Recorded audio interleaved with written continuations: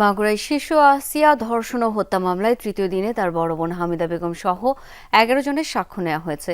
এ নিয়ে 3 দিনে 17 জনের সাক্ষ্য গ্রহণ শেষ হলো। সকালে জেলা নারী ও শিশু নির্যাতন দমন ট্রাইব্যুনালে আসিয়ার বড় বোন হামিদা বেগম, মাগুরা সদর থানার এএসআই এনামুল হক, আসামি হিটু শেখের প্রতিবেশী জোহরা, সাইফুল, শিহাব সহ 11 জন সাক্ষী দেন। এর আগে গত দুদিনে আসিয়ার মা সহ 6 জনের সাক্ষ্য নেওয়া হয়। আগামীকাল সাক্ষ্য গ্রহণের পরবর্তী তারিখ নির্ধারণ করেছেন আদালত। গেল 13 এপ্রিল এই মামলার চার্জশিট আদালতে জমা দেয় পুলিশ।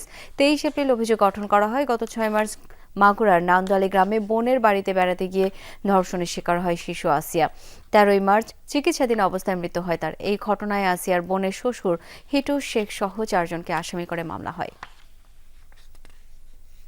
পক্ষ থেকে 10 জন সাক্ষীকে যথাযথ জেরা করা হয়েছে এবং আগামীকাল আবারও সাক্ষীর জন্য দিন ধার্য আছে। এই মামলার মেডিকেল অফিসারগণ আগামীকাল সাক্ষী দেওয়ার জন্য হুজুর আদালতে আসবেন। দ্রুততম সময়ের মধ্যে এই মামলার সাক্ষী গ্রহণ সমাপ্ত করে ন্যায় বিচার নিশ্চিত করব ইনশাআল্লাহ।